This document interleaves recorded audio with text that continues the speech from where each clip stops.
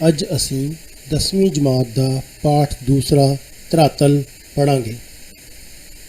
जिवें सानू पता है साडा भारत देश बहुत विशाल है।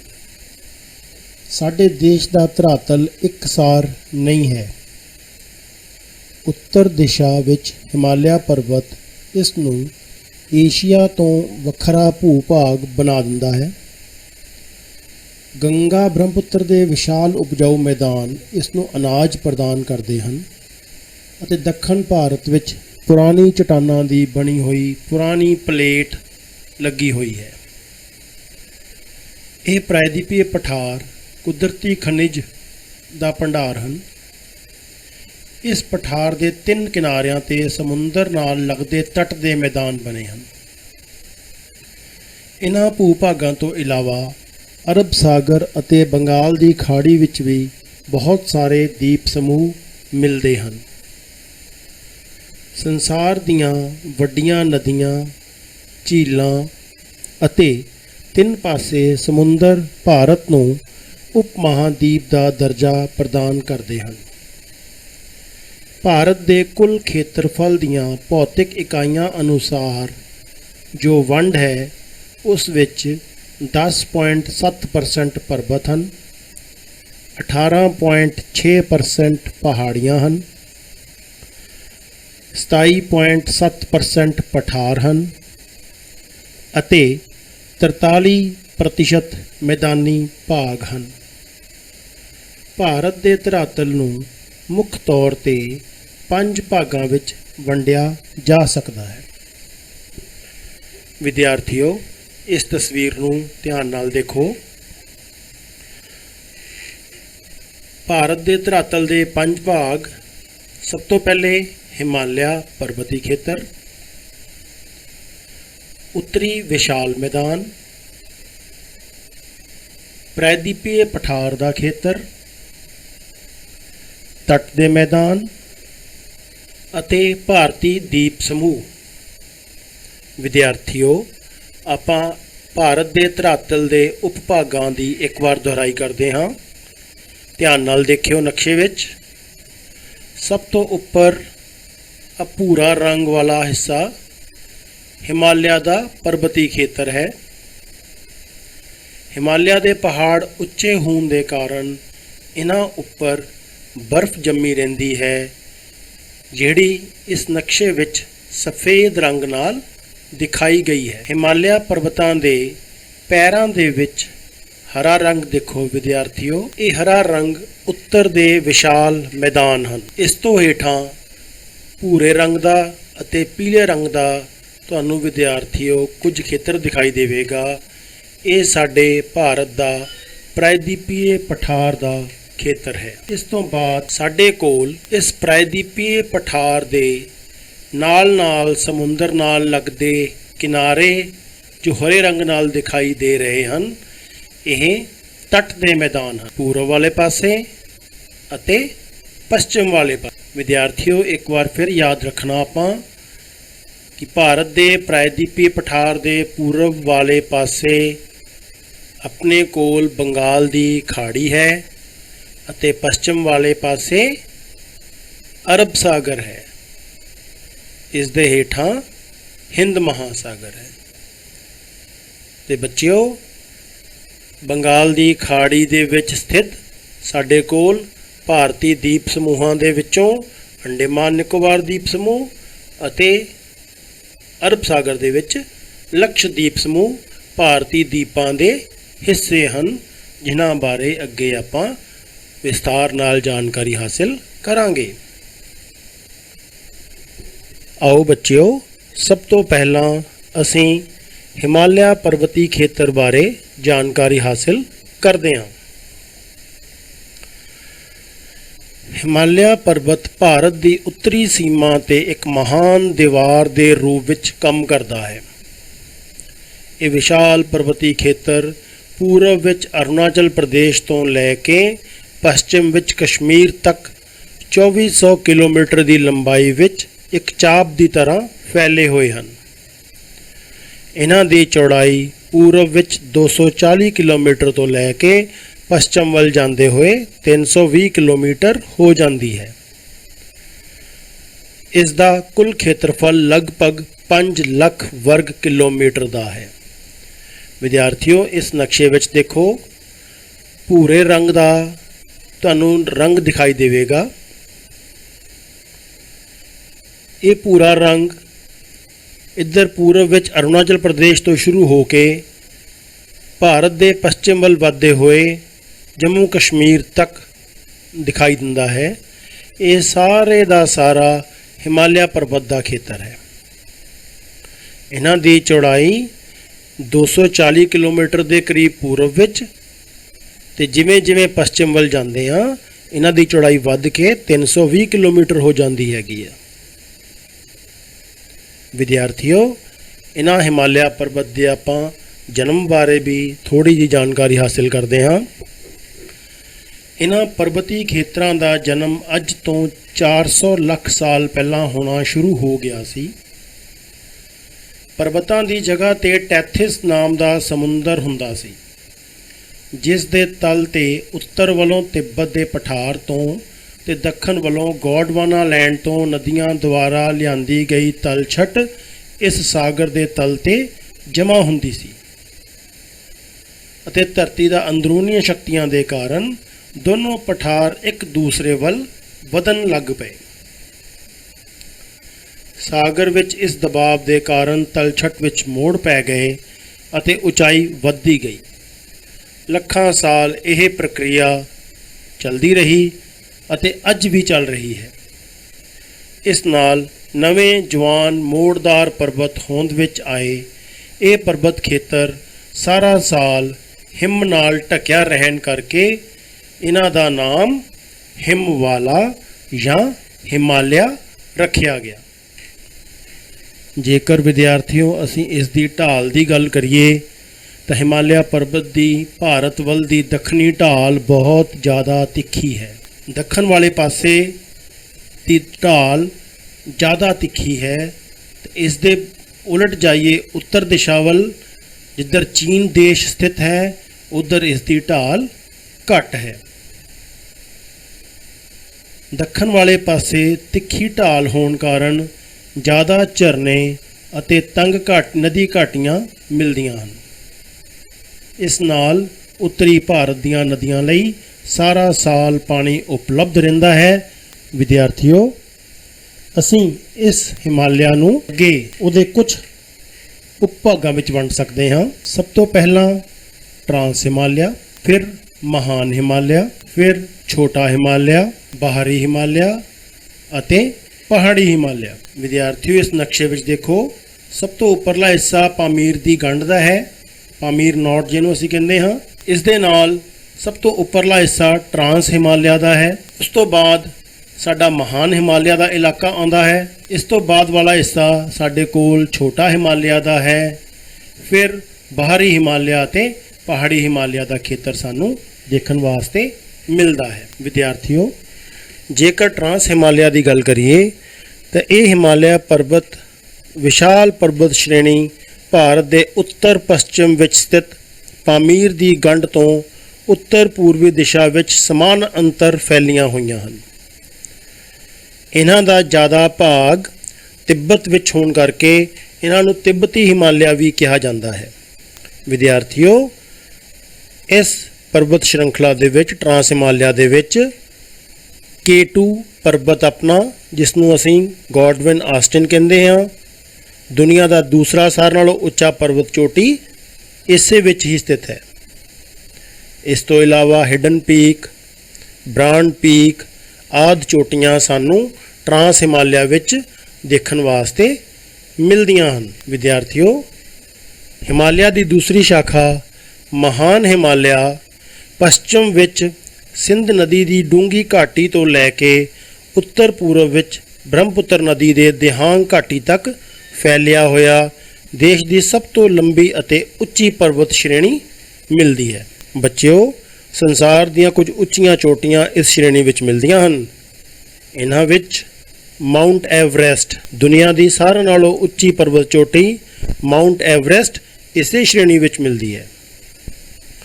ਇਸ ਤੋਂ ਇਲਾਵਾ ਹੋਰ ਉੱਚੀਆਂ ਚੋਟੀਆਂ ਵਿੱਚੋਂ ਕੰਚਨਜੰਗਾ, ਮਕਾਲੂ, ਧੌਲਗਿਰੀ ਆਦਿ ਪਰਬਤ ਵੀ ਇਸ ਦੇ ਮੁੱਖ ਉੱਚੇ ਪਰਬਤ ਹਨ। ਇਸ ਪਰਬਤੀ ਉਪਭਾਗ ਨੂੰ ਪਾਰ ਕਰਨਾ ਬਹੁਤ ਹੀ ਮੁਸ਼ਕਲ ਅਤੇ ਖਤਰਨਾਕ ਹੈ, ਪਰ ਫਿਰ ਵੀ 4500 ਮੀਟਰ ਤੋਂ ਵੱਧ ਉਚਾਈ ਤੇ ਇਹਨਾਂ ਸ਼੍ਰੇਣੀਆਂ ਵਿੱਚ ਤਿੱਬਤ ਵੱਲ ਜਾਣ ਲਈ ਕਈ ਰਸਤੇ ਜਾਂ ਦर्रे ਮਿਲ ਜਾਂਦੇ ਹਨ। ਇਹਨਾਂ ਦਰਿਆਂ ਵਿੱਚ ਬੁਰਜ਼ਿਲ ਅਤੇ ਜ਼ੋਜ਼ਿਲਾ ਕਸ਼ਮੀਰ ਦੇ ਵਿੱਚ, ਲਾਪਕਲਾ ਚਾਂਗਲਾ ਲੱਦਾਖ ਵਿੱਚ, ਬੜਾ ਲੈਚਲਾ ਸ਼ਿਪਕੀਲਾ ਹਿਮਾਚਲ ਵਿੱਚ, ਥਾਗਲਾ ਆਦਿ ਨਾਮ ਦੇ ਦर्रे ਸਾਨੂੰ ਇਸ ਸ਼੍ਰृंखला ਵਿੱਚ ਦੇਖਣ ਨੂੰ ਮਿਲਦੇ ਹਨ।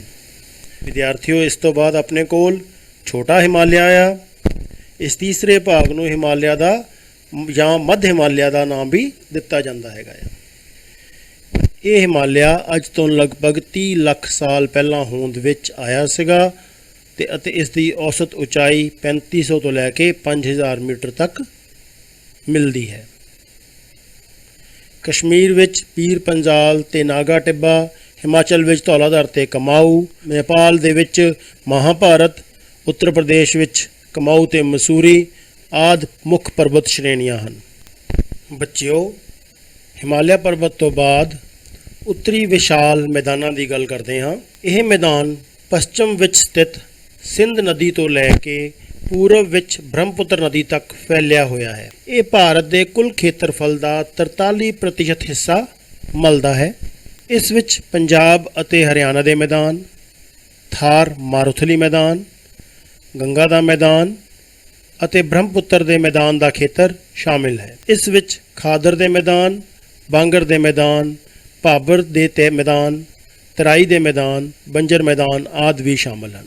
ਬੱਚਿਓ, ਜੇ ਆਪਾਂ ਉੱਤਰ ਦੇ ਵਿਸ਼ਾਲ ਮੈਦਾਨ ਦੇ ਆਕਾਰ ਦੀ ਗੱਲ ਕਰਦੇ ਹਾਂ, ਰਾਵੀ ਨਦੀ ਤੋਂ ਲੈ ਕੇ ਗੰਗਾ ਨਦੀ ਦੇ ਡੈਲਟਾ ਤੱਕ ਇਸ ਮੈਦਾਨ ਦੀ ਕੁੱਲ ਲੰਬਾਈ ਲਗਭਗ 2400 ਕਿਲੋਮੀਟਰ ਹੈ ਅਤੇ ਚੌੜਾਈ 100 ਤੋਂ 500 ਕਿਲੋਮੀਟਰ ਤੱਕ ਮਿਲਦੀ ਹੈ।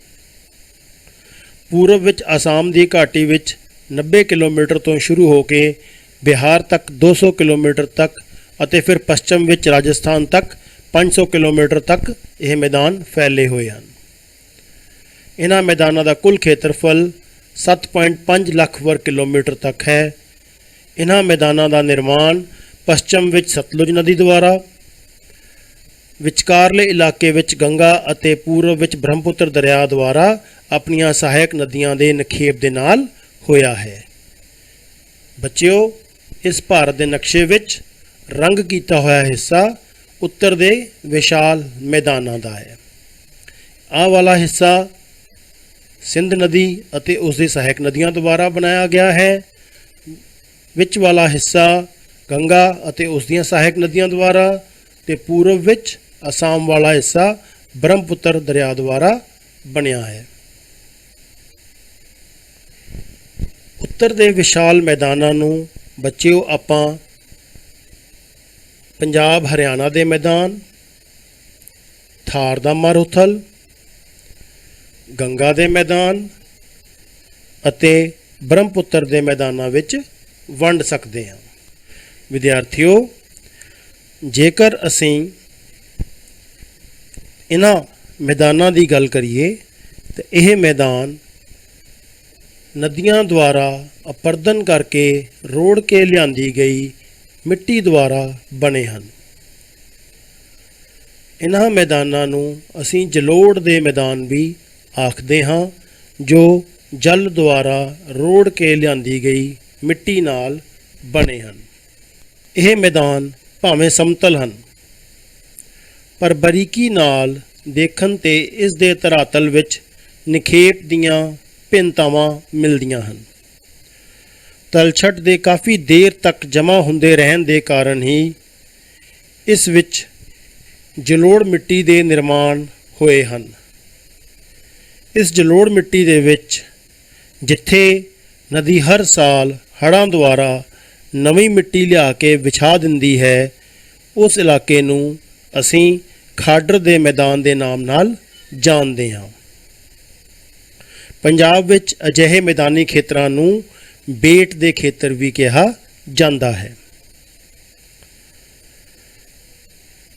ਜਿਨ੍ਹਾਂ ਖੇਤਰਾਂ ਤੱਕ ਹੜ੍ਹ ਦਾ ਪਾਣੀ ਨਹੀਂ ਪਹੁੰਚਦਾ ਅਤੇ ਉੱਥੇ ਪੁਰਾਣੀ ਜੰਮੀ ਹੋਈ ਤਲਛਟ ਵਿੱਚ ਚੂਨੇ ਤੇ ਕੰਕਰ ਪੱਥਰ ਜ਼ਿਆਦਾ ਮਾਤਰਾ ਵਿੱਚ ਮਿਲਦੇ ਹਨ, ਉਸ ਇਲਾਕੇ ਨੂੰ ਬਾਂਗਰ ਦੇ ਮੈਦਾਨ ਕਹਿ ਲਿਆ ਜਾਂਦਾ ਹੈ। ਇਸ ਤੋਂ ਇਲਾਵਾ ਬੱਚਿਓ, ਉੱਤਰੀ ਭਾਰਤ ਦੇ ਦਰਿਆ ਸ਼ਿਵਾਲਿਕ ਪਹਾੜੀ ਖੇਤਰਾਂ ਨੂੰ ਛੱਡ ਕੇ ਇੱਕਦਮ ਨਾਲ ਜਦੋਂ ਪੱਧਰੇ ਇਲਾਕਿਆਂ ਵਿੱਚ ਪ੍ਰਵੇਸ਼ ਕਰਦੇ ਹਨ ਤਾਂ ਆਪਣੇ ਨਾਲ ਲਿਆਂਦੀ ਰੇਤ, ਕੰਕਰ, ਬਜਰੀ, ਪੱਥਰ ਤੇ ਗੀਟੇ ਆਦਿ ਜਮ੍ਹਾਂ ਕਰ ਦਿੰਦੇ ਹਨ ਅਤੇ ਉਹਨਾਂ ਦੇ ਜਮ੍ਹਾਂ ਹੋਣ ਨਾਲ ਜਿਹੜੇ ਮੈਦਾਨ ਹੋਂਦ ਵਿੱਚ ਆਉਂਦੇ ਹਨ ਉਹਨਾਂ ਨੂੰ ਭਾਬਰ ਦੇ ਮੈਦਾਨ ਕਿਹਾ ਜਾਂਦਾ ਹੈ। ਇਸੇ ਤਰ੍ਹਾਂ ਨਾਲ ਭਾਬਰ ਦੇ ਖੇਤਰਾਂ ਵਿੱਚ ਅਲੋਪ ਹੋਈਆਂ ਨਦੀਆਂ ਦਾ ਪਾਣੀ ਜਦੋਂ ਦੁਬਾਰਾ ਧਰਾਤਲ 'ਤੇ ਨਿਕਲਦਾ ਹੈ ਅਤੇ ਦਲਦਲ ਦਾ ਇਲਾਕਾ ਬਣਾ ਲੈਂਦਾ ਹੈ, ਉਸ ਨੂੰ ਤਰਾਈ ਦਾ ਖੇਤਰ ਜਾਂ ਤਰਾਈ ਦਾ ਮੈਦਾਨ ਕਿਹਾ ਜਾਂਦਾ ਹੈ।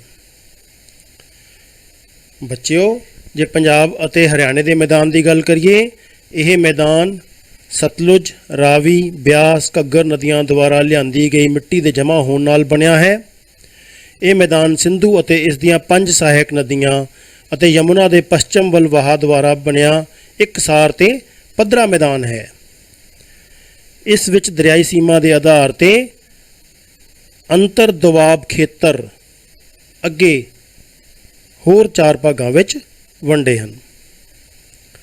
ਦਰਿਆਵਾਂ ਦੇ ਵਿਚਕਾਰਲੇ ਹਿੱਸੇ, ਜਿਨ੍ਹਾਂ ਨੂੰ ਅਸੀਂ ਦੁਆਬ ਕਹਿੰਦੇ ਹਾਂ, ਰਾਵੀ ਅਤੇ ਬਿਆਸ ਵਿਚਲਾ ਭਾਗ ਬਾਰੀ ਦੁਆਬ ਜਾਂ ਮਾਝੇ ਦਾ ਮੈਦਾਨ, ਬਿਆਸ ਤੇ ਸਤਲੁਜ ਦੇ ਵਿਚਕਾਰਲਾ ਦੁਆਬ ਬਿਸਤ ਦੁਆਬ ਜਾਂ ਦੁਆਬੇ ਦਾ ਖੇਤਰ, ਸਤਲੁਜ ਅਤੇ ਮਾਲਵੇ ਦੇ ਪਠਾਰ ਤੱਕ ਫੈਲੇ ਮੈਦਾਨੀ ਹਿੱਸੇ ਨੂੰ ਮਾਲਵੇ ਦਾ ਮੈਦਾਨ ਅਤੇ ਬੱਚਿਓ ਘੱਗਰ ਅਤੇ ਯਮੁਨਾ ਤੱਕ ਦੇ ਪੱਧਰੇ ਖੇਤਰ ਨੂੰ ਹਰਿਆਣੇ ਦੇ ਮੈਦਾਨ ਦੇ ਨਾਮ ਨਾਲ ਅਸੀਂ ਜਾਣਦੇ ਹਾਂ।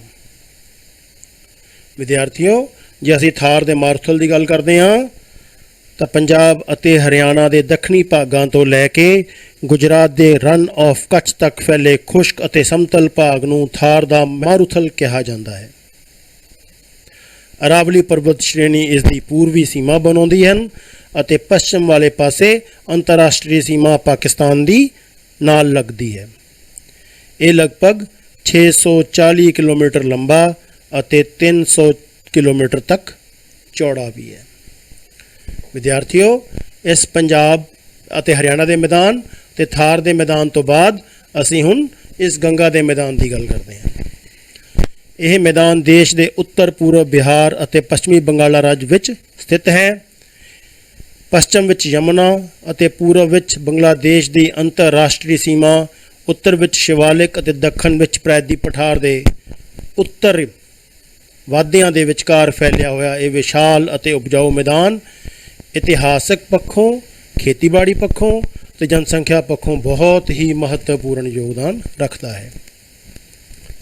ਇਸ ਮੈਦਾਨ ਵਿੱਚ ਗੰਗਾ, ਯਮੁਨਾ, ਗੰਡਕ, ਕੋਸੀ, ਬੇਤਵਾ ਆਦਿ ਦਰਿਆਵਾਂ ਦੁਆਰਾ ਬਹੁਤ ਡੂੰਘੀ ਤਲਛਟ ਜਮ੍ਹਾਂ ਕੀਤੀ ਗਈ ਹੈ, ਜਿਸ ਨਾਲ ਇਹ ਜਲੋੜ ਦਾ ਮੈਦਾਨ ਹੋਂਦ ਵਿੱਚ ਆਇਆ ਹੈ। ਵਿਦਿਆਰਥੀਓ, ਇਸ ਤੋਂ ਬਾਅਦ ਆਪਣੇ ਕੋਲ ਬ੍ਰਹਮਪੁੱਤਰ ਦਾ ਮੈਦਾਨ। ਇਸ ਮੈਦਾਨ ਨੂੰ ਅਸਾਮ ਦਾ ਮੈਦਾਨ ਵੀ ਕਿਹਾ ਜਾਂਦਾ ਹੈ। ਇਹ ਪੱਛਮੀ ਅਸਾਮ ਸੀਮਾ ਤੋਂ ਲੈ ਕੇ ਅਸਾਮ ਦੇ ਉੱਤਰ ਪੂਰਬ ਹਿੱਸਿਆਂ ਤੱਕ ਲਗਭਗ 640 ਕਿਲੋਮੀਟਰ ਲੰਬਾ, 90 ਤੋਂ ਲੈ ਕੇ 100 ਕਿਲੋਮੀਟਰ ਤੱਕ ਚੌੜਾ ਅਤੇ ਤੰਗ ਮੈਦਾਨ ਆ। ਇਸ ਵਿੱਚ ਬ੍ਰਹਮਪੁੱਤਰ ਅਤੇ ਇਸ ਦੀਆਂ ਸਹਾਇਕ ਨਦੀਆਂ ਹਿਮਾਲਿਆ ਪਰਬਤ ਅਤੇ ਇਸ ਦੇ ਆਸ-ਪਾਸ ਘਿਰੀਆਂ ਸ਼ਾਖਾਵਾਂ ਤੋਂ ਮਿੱਟੀ ਲਿਆ ਕੇ ਜਮ੍ਹਾਂ ਕਰਦੀਆਂ ਰਹਿੰਦੀਆਂ ਹਨ।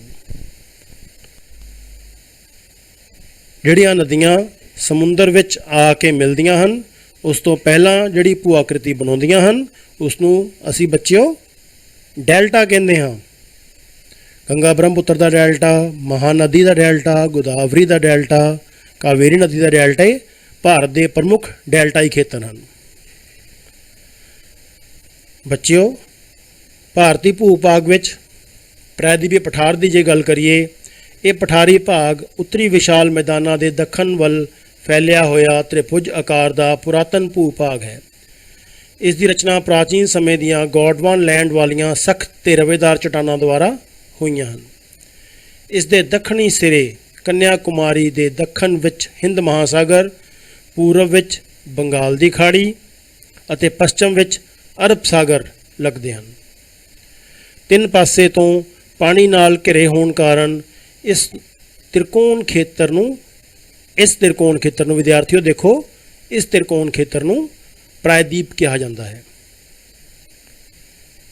ਜੇਕਰ ਬੱਚਿਓ ਇਸ ਦੇ ਆਕਾਰ ਦੀ ਗੱਲ ਕਰੀਏ, ਪ੍ਰਾਇਦੀਪੀ ਪਠਾਰ ਉੱਤਰ ਪੱਛਮ ਵਿੱਚ ਅਰਾਵਲੀ ਪਰਬਤ ਤੋਂ ਲੈ ਕੇ ਉੱਤਰ ਪੂਰਬ ਵਿੱਚ ਸ਼ਿਲੌਂਗ ਦੇ ਪਠਾਰ ਤੱਕ, ਦੱਖਣ ਵੱਲ ਕੰਨਿਆ ਕੁਮਾਰੀ ਤੱਕ ਵਧੇ ਇਸ ਤ੍ਰਿਕੋਣ ਸ਼ਕਲ ਵਾਲੇ ਕਠੋਰ ਭੂਖੰਡ ਨੇ ਲਗਭਗ ਭਾਰਤ ਦਾ ਅੱਧਾ ਹਿੱਸਾ ਘੇਰਿਆ ਹੋਇਆ ਹੈ। ਇਸ ਦਾ ਖੇਤਰਫਲ 16 ਲੱਖ ਵਰਗ ਕਿਲੋਮੀਟਰ ਦੇ ਕਰੀਬ ਹੈ। ਵਿਦਿਆਰਥੀਓ, ਜੇਕਰ ਇਸ ਪਠਾਰ ਦੇ ਜਨਮ ਦੀ ਆਪਾਂ ਗੱਲ ਕਰਦੇ ਹਾਂ, ਸਾਰੇ ਪ੍ਰਾਇਦੀਪੀ ਪਠਾਰ ਦਾ ਜਨਮ ਹਿਮਾਲਿਆ ਦੇ ਉਥਾਨ ਤੋਂ ਪਹਿਲਾਂ ਲਗਭਗ 50 ਕਰੋੜ ਸਾਲ ਪਹਿਲਾਂ ਲਾਵੇ ਦੇ ਸ਼ਾਂਤਮਈ ਵਹਾਅ ਨਾਲ ਹੋਇਆ ਸੀ ਤੇ 7 ਕਰੋੜ ਸਾਲ ਪਹਿਲਾਂ ਟਰਸ਼ਰੀ ਯੁੱਗ ਦੇ ਸਮੇਂ ਪ੍ਰਿਥਵੀ ਦੀਆਂ ਅੰਦਰੂਨੀ ਹਲਚਲਾਂ ਦੇ ਕਾਰਨ ਭਾਰਤ ਦੇ ਦੱਖਣੀ ਭਾਗ ਵੱਲ ਆ ਕੇ ਇਹ ਜੁੜ ਗਿਆ ਸੀ। ਇਸ ਦੀ ਵੰਡ ਜੇ ਆਪਾਂ ਦੇਖੀਏ ਤਾਂ ਇਹ ਪਠਾਰ ਧਰਾਤਲੀ ਇਕਸਾਰਤਾ ਨਹੀਂ ਮਿਲਦੀ। ਇਸ ਕਰਕੇ ਸਤਪੁੜਾ ਦੀਆਂ ਪੂਰਬ ਪੱਛਮ ਦਿਸ਼ਾ ਵੱਲ ਫੈਲੀਆਂ ਸ਼੍ਰੇਣੀਆਂ ਅਤੇ ਜ਼ਮੀਨ ਦੀ ਢਾਲ ਨੂੰ ਆਧਾਰ ਮੰਨਦੇ ਹੋਏ ਵੱਡੇ ਤੌਰ 'ਤੇ ਦੋ ਹਿੱਸਿਆਂ ਵਿੱਚ ਵੰਡਿਆ ਜਾ ਸਕਦਾ ਹੈ, ਜਿਸ ਦੇ ਉੱਤਰੀ ਭਾਗ ਦੀ ਢਾਲ ਉੱਤਰ ਜਾਂ ਉੱਤਰ ਪੂਰਬ ਵੱਲ ਤੇ ਦੱਖਣ ਵਾਲੇ ਪਾਸੇ ਦੀ ਆਮ ਢਾਲ ਦੱਖਣ ਪੂਰਬ ਵੱਲ ਹੈ।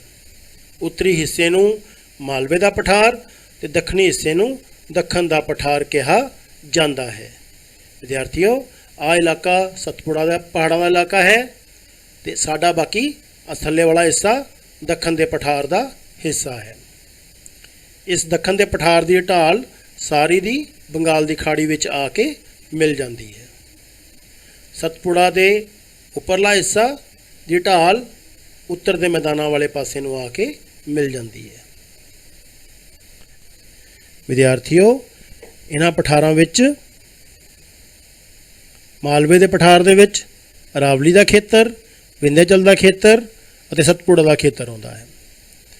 ਦੱਖਣੀ ਪਠਾਰ ਦੇ ਵਿੱਚ ਮਹਾਰਾਸ਼ਟਰ, ਛੱਤੀਸਗੜ੍ਹ, ਤੇਲੰਗਾਨਾ, ਪੂਰਬੀ ਘਾਟ, ਪੱਛਮੀ ਘਾਟ ਤੇ ਦੱਖਣੀ ਪਹਾੜੀ ਸਮੂਹ ਦੇ ਖੇਤਰ ਆਉਂਦੇ ਹਨ। ਪੱਛਮੀ ਘਾਟ ਵਾਲੇ ਹਿੱਸੇ ਦੀ ਜੇ ਗੱਲ ਕਰੀਏ ਵਿਦਿਆਰਥੀਓ, ਇਸ ਪਾਸੇ ਹੈ ਸਥਿਤ ਆਪਣੇ ਕੋਲ।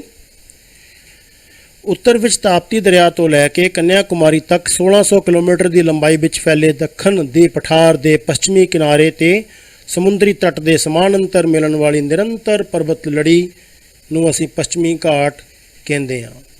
ਇਹਨਾਂ ਦੀ ਔਸਤ ਉਚਾਈ 1200 ਮੀਟਰ ਹੈਗੀ ਆ ਅਤੇ ਇਹਨਾਂ ਨੂੰ ਪਾਰ ਕਰਨ ਲਈ ਭੋਰ ਘਾਟ, ਪਾਲ ਘਾਟ, ਥਾਲ ਘਾਟ ਮਿਲਦੇ ਹਨ, ਜਿਨ੍ਹਾਂ ਰਾਹੀਂ ਅਸੀਂ ਪੱਛਮੀ ਘਾਟ ਤੋਂ ਪੱਛਮੀ ਤੱਟ ਦੇ ਮੈਦਾਨਾਂ ਵਾਲੇ ਪਾਸੇ ਜਾ ਸਕਦੇ ਹਾਂ। ਪੱਛਮੀ ਘਾਟਾਂ ਦੇ ਮੁਕਾਬਲੇ ਪੂਰਬੀ ਘਾਟ ਬੱਚਿਓ ਬਹੁਤ ਜ਼ਿਆਦਾ ਚੌੜੇ, ਕੱਟੇ ਵੱਡੇ ਤੇ ਤੱਟ ਦੇ ਸਮਾਨ ਅੰਤਰ ਨੀਵੀਆਂ ਤੇ ਟੁੱਟੀਆਂ ਪਹਾੜੀਆਂ ਦੇ ਰੂਪ ਵਿੱਚ ਮਿਲਦੇ ਹਨ। ਘਾਟਾਂ ਦੇ ਨਾਲ ਲੱਗਦੇ ਅਸੀਂ ਤੱਟ ਦੇ ਮੈਦਾਨ ਦੀ ਜੇਕਰ ਗੱਲ ਕਰਦੇ ਹਾਂ ਤੇ ਇਹਨਾਂ ਦੇ ਵਿੱਚ ਸਾਡੇ ਕੋਲ ਪੱਛਮੀ ਤੱਟ ਦੇ ਮੈਦਾਨ ਅਤੇ ਪੂਰਬੀ ਤੱਟ ਦੇ ਮੈਦਾਨ ਆਉਂਦੇ ਹਨ। ਪੱਛਮੀ ਤੱਟ ਦੇ ਮੈਦਾਨ ਪੱਛਮੀ ਘਾਟ ਦੇ ਪੱਛਮ ਵਾਲੇ ਪਾਸੇ ਤੇ ਪੂਰਬੀ ਤੱਟ ਦੇ ਮੈਦਾਨ ਪੂਰਬੀ ਘਾਟ ਦੇ ਪੂਰਬ ਵਾਲੇ ਪਾਸੇ ਸਥਿਤ ਹਨ। ਬੱਚਿਓ, ਇਹਨਾਂ ਮੈਦਾਨਾਂ ਵਿੱਚ ਜੇਕਰ ਪੱਛਮੀ ਘਾਟ ਦੇ ਨਾਲ ਲੱਗਦੇ ਪੱਛਮੀ ਤੱਟ ਦੇ ਮੈਦਾਨ ਦੀ ਗੱਲ ਕਰਦੇ ਹਾਂ, ਉੱਤਰ ਵਿੱਚ ਕੱਛ ਦੇ ਰੇਗਿਸਤਾਨ ਤੋਂ ਲੈ ਕੇ ਇੱਥੋਂ ਬੱਚਿਓ ਦੱਖਣ ਵਿੱਚ ਕੰਨਿਆ ਕੁਮਾਰੀ ਤੱਕ ਇਹ ਖੇਤਰ 65 ਕਿਲੋਮੀਟਰ ਚੌੜੇ ਤੱਟ ਦੇ ਮੈਦਾਨ ਹਨ। ਇਹਨਾਂ ਖੇਤਰਾਂ ਵਿੱਚ ਗੁਜਰਾਤ ਦਾ ਮੈਦਾਨ, ਕੋਂਕਣ ਦਾ ਮੈਦਾਨ, ਕਰਨਾਟਕ ਦਾ ਮੈਦਾਨ ਅਤੇ ਕੇਰਲ ਦਾ ਤੱਟਵਰਤੀ ਮੈਦਾਨ ਸ਼ਾਮਿਲ ਹਨ। ਵਿਦਿਆਰਥੀਓ, ਪੂਰਬੀ ਤੱਟ ਦੇ ਮੈਦਾਨ ਦੀ ਜੇਕਰ ਗੱਲ ਕਰੀਏ, ਪੂਰਬ ਵਿੱਚ ਬੰਗਾਲ, ਉੜੀਸਾ ਤੋਂ ਕੰਨਿਆ ਕੁਮਾਰੀ ਤੱਕ ਪੂਰਬੀ ਤੱਟ ਦੇ ਮੈਦਾਨ ਹਨ। ਇਸ ਮੈਦਾਨ ਪੂਰਬ ਦਿਸ਼ਾ ਵਿੱਚ ਵਗਣ ਵਾਲੀਆਂ ਨਦੀਆਂ ਮਹਾਨਦੀ ਉੜੀਸਾ ਵਿੱਚ, ਗੋਦਾਵਰੀ, ਕ੍ਰਿਸ਼ਨਾ, ਕਾਵੇਰੀ ਆਦਿ ਨਦੀਆਂ ਦੁਆਰਾ ਰੋੜ ਕੇ ਲਿਆਂਦੀ ਗਈ ਮਿੱਟੀ ਤੋਂ ਬਣੇ ਹੋਏ ਇਹ ਮੈਦਾਨ ਹਨ। ਇੱਥੇ ਪੁਲੀਕਟ ਝੀਲ ਅਤੇ ਚਿਲਿਕਾ ਝੀਲ ਪ੍ਰਸਿੱਧ ਝੀਲਾਂ ਹਨ। ਕੋਂਕਣ ਤੱਟ, ਮਾਲਾਬਾਰ ਤੱਟ, ਕੋਰੋਮੰਡਲ ਤੱਟ। ਵਿਦਿਆਰਥੀਓ, ਤੁਸੀਂ ਇਹਨਾਂ ਨੂੰ ਆਪਣੇ ਦਿਮਾਗ ਵਿੱਚ ਯਾਦ ਰੱਖਣਾ। ਇਸ ਨਕਸ਼ੇ ਵਿੱਚ ਦੇਖੋ, ਗੋਲ ਕੀਤੇ ਹੋਏ ਖੇਤਰ ਸਾਡੇ ਦੀਪ ਸਮੂਹਾਂ ਦੇ ਖੇਤਰ ਹਨ। ਪ੍ਰਾਇਦੀਪੀय ਪਠਾਰ ਦੇ ਪੂਰਬ ਵਾਲੇ ਪਾਸੇ ਬੰਗਾਲ ਦੀ ਖਾੜੀ ਦੇ ਵਿੱਚ ਸਾਨੂੰ ਅੰਡੇਮਾਨ ਨਿਕੋਬਾਰ ਦੀਪ ਸਮੂਹ ਅਤੇ ਪੱਛਮ ਦੇ ਵਿੱਚ ਅਰਬ ਸਾਗਰ ਦੇ ਵਿੱਚ ਲਕਸ਼ਦੀਪ ਸਮੂਹ ਦੇਖਣ ਵਾਸਤੇ ਮਿਲਦੇ ਹਨ। ਭਾਰਤ ਦੇ ਕੰਟਰੋਲ ਵਿੱਚ ਸਥਿਤ ਟਾਪੂਆਂ ਤੱਕ ਵੀ ਹੈ। ਸਾਡੀ ਪਾਠ ਪੁਸਤਕ ਦੇ ਅਨੁਸਾਰ ਭਾਰਤ ਦੇ ਟਾਪੂਆਂ ਦੀ ਕੁੱਲ ਗਿਣਤੀ 250 ਦੇ ਕਰੀਬ ਹੈ।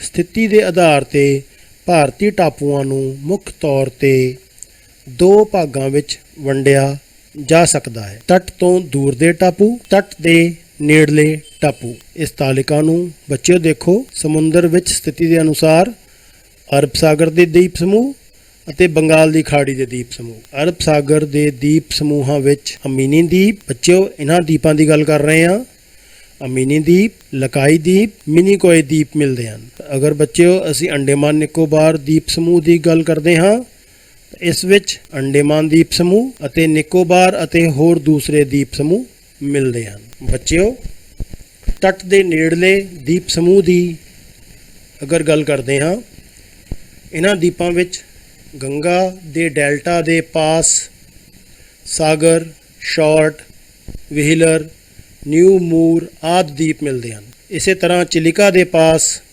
ਭਾਸਰਾ, ਤਮਿਲਨਾਡੂ ਦੇ ਦੱਖਣੀ ਤੱਟ ਦੇ ਕੋਲ ਪਾਂਬਨ, ਮੁੰਬਈ ਦੇ ਕੋਲ ਐਲੀਫੈਂਟਾ, ਗੁਜਰਾਤ ਦੇ ਕੋਲ ਦਿਊ ਜਿਹੇ ਵੱਡੇ ਆਕਾਰ ਦੇ ਦੀਪ ਮਿਲਦੇ ਹਨ। ਵਿਦਿਆਰਥੀਓ, ਅਸੀਂ ਅੱਜ ਆਪਣੇ ਭਾਰਤ ਦੇ ਧਰਾਤਲ ਦੀ ਜਾਣਕਾਰੀ ਹਾਸਲ ਕੀਤੀ ਹੈ।